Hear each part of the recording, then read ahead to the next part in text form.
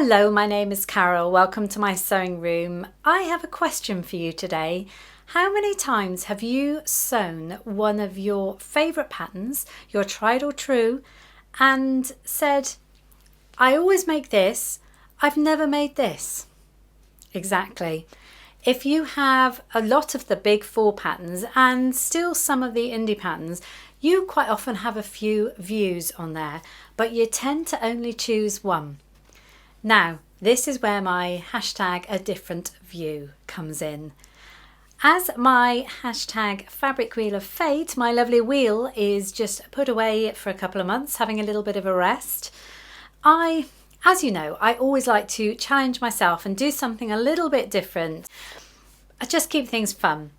So there are so many times I have held up on my channel a pattern and said, oh, I've done this, I've never done that, but I'll give it a try. This time I have. So I'm going to have a couple of these videos, not many, but just a couple between now and the winter, of a different view. And I have indeed sewn the trousers, a different view to the one I do normally. And just so the whole video ties in nicely, I am actually wearing the top exactly as it is here. Now, I think I made this about a year ago, not quite sure. Fit isn't amazing, I will admit, but one thing I was always really proud of was centering this dark stripe for the neckband.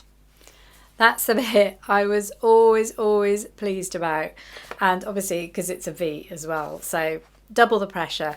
But I really like this pattern, and if you watched my Friday sews last week, you'll know I made it again, but I really wanted to give a different view a go. So as everybody was making wide leg linen trousers at the moment, I thought I'd have a go at turning these into a very similar thing. So let's see how I got on. In my stash I had some blue linen. Typical me, can't remember where I bought it from, but funnily enough I had about 1.5 meters of it, but it's a duplicate of some I've had before, and I don't know why or how I got it, but I had made some crop linen trousers out of this, which I wear, so it was very limited what I was going to do with this. So I thought this was actually a perfect piece of fabric to try out this pattern. Now, the pattern starts at a 10, and I'm normally around a 10, have been a 12 sometimes, but for some reason I went willy-nilly and cut it out as a 10, and I didn't even check the measurements. Looking at it now, waist 25 for a 10. No, I'm not at all. But I thought it's an elasticate waisted trousers, so I should get away with it being on the tight side. So ploughed ahead. I actually thought I had sewn these pair of trousers before, but I haven't. So it's obviously something that's very similar because I had to cut the pattern pieces out. So sewed it up, and I have to say, along the way, I was very doubtful about them.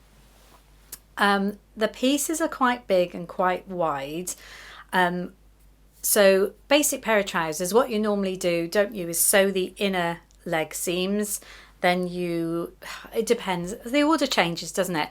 But how I like to do it is sew the inner leg seams, so the outer leg seams of just one leg of the trouser. Then I try it on and see how it goes. And I will admit, I thought, what was I thinking, making a 10? And I started to panic a bit. So I eked out the seam allowance, is 1.5, eked it out to 1 centimetre. So gave me a centimetre, didn't it, either side. So I could then go on and do the other leg. It's always difficult, isn't it? If you've done one leg, you've got half a leg on you and you're trying to pull it across to see if it'll fit. But that's the way I do it anyway. So I then sewed the 2 legs. Another thing I do is join the crotch seam, but because at this point I haven't neatened any of the side seams, because you never know what it's going to be like made up, I leave a gap. So I sew the crotch seam, leave a gap, and sew the crotch seam, so all those seams can still be overlocked with ease. It's just the way I do it. So once I did everything together, I then realised, no, I was absolutely fine. These were going to fit me. Not to worry. So that was the tale of how I put them together. They are and were extremely, well, without the elastic on. If you've made elastic waist trousers and you try them on without the elastic, they look awful, don't they? It's really hard to imagine. You're wearing these trousers which are really big because you're going to have the elastic, but there's no way of knowing what it's going to be like. And I took a photo because it's just, at this point, if you were a beginner, you would look at these and say, I've got it completely wrong. What have I done?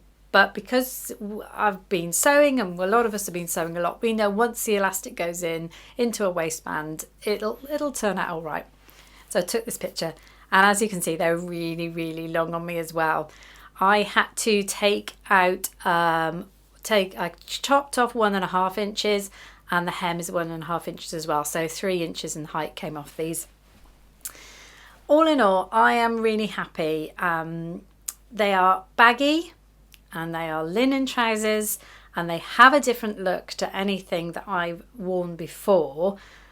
But then why not? Why not try something different? I know I'm going to get some use out of them, whether it be around the house or put them some white pumps and go out in them. You know, I'm pleased. It isn't a look that I would normally go for. Being short, I tend to steer away from anything that could make me look shorter. But actually, I think I wear a lot of crop trousers, and I think these actually make my legs look longer rather than cutting off on the shin. Now, obviously, I'm going to try these on for you. I won't be outside in my garden because the weather has been dire today, and the forecast for the next week is dire anyway. So I will try them on for you in the hallway. But here they are anyway. So it is a really nice linen. It's a pure linen. I think it's a washed linen. It is really nice. You've got 2 back pockets. Now these back pockets are curved hem. So that's a little bit trickier, isn't it? But how I did it was what you normally do. You know, you normally fold in the seam allowance all the way around, don't you? And then, you know, press it and whatever. What I did was run some tacking stitches along just those corners there, and I pulled that in. And if you do that, it creates the curve naturally for you. I have shown that in one of my videos before, but I can't remember where. But as you can see, rather than being quite jaggedy, it does actually create the curved pocket. Okay, when I sewed it, I might have gone a bit wrong there, but look at that corner there. That's nice, isn't it? So, yeah, 2 back pockets. Always like back pockets on everything. Now that is included in the pattern, the 2 back pockets. What it has, now you see she's got her hands in a pocket. That's always a key for me. These pockets were really awful designed pockets, kind of square pockets that go in the side seams, but I really didn't want to do that. So I used my tested a million times pockets from a quick sew pattern, quick sew 3614. Now I've also shown this on my channel before, and I will link the video to this, but I obviously didn't want the side seam pockets because they always gape, don't look particularly flattering. I like the pockets where they come in slightly like that, and it's just got a little bit of an angle piece. I think that's far nicer to have a pocket slightly in than on the outside. So using the 2 pocket pieces from this pattern, quick sew 3614, you could use any basic pocket piece there. And then this magic sort of bit of interfacing here. When I put that video out, I think I put in the description box how to draw this piece if you needed it. But it's only for a bit, it's only for the interfacing really, and then you just have a stitching line that you stitch, then fold it in. So I used that to create much nicer pockets that just come in slightly there. So really, really pleased with that. Other than the very rectangle double piece that was not at all flattering. I put through the centre a shoestring, and I'm really pleased with these because these were a whole set. I think it was about 16 I bought from Amazon quite cheaply, but there seems to be one in every colour, and they're amazing. I must just tell you how they got to do the waistband casing. Now, I've made lots of Simplicity trousers and New Look trousers with a piece like this, where you've got the 2 buttonholes to do, and it will be folded over eventually, and you know, you've done the same before. So you have 2 of these, you sew the ends. I automatically barged ahead because I was not looking at the instructions, as I should do, and I sewed the 2 pieces together, folded them in half, and went to pin them on doubled over. I thought, hang on a minute, there's only 1 set of notches. So they didn't want you to do that. In actual fact, I could have just done it like that, but I thought, no, I'll follow the pattern. They want you to just sew the top on, and you would then have pressed the seam allowance then, and then you're folding over like that. If I show you on here. So what it's doing actually, if you do it the other way I talked about is doubling it over to beginning and then you just sew it, you do get a seam here that it's not particularly pretty. I normally finish it off with an overlocking. You could bound it or something, but this way is the standard way. You then stitch in the ditch-ish. I've talked about that recently.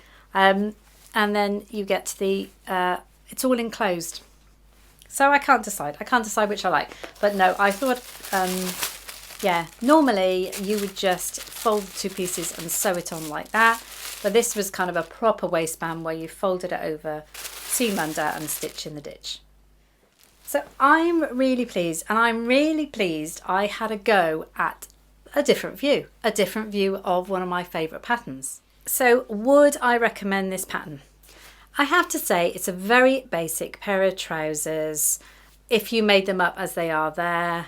Not particularly, as you can see, they're quite wide-legged. They don't particularly have any style to them. You could add styling as I have done before. You could add some extra pockets.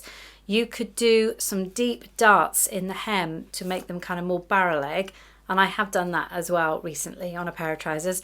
But I'm going to leave them as they are because they are something a little bit different for me. So as I said, I will have modelled these for you. I'm really pleased.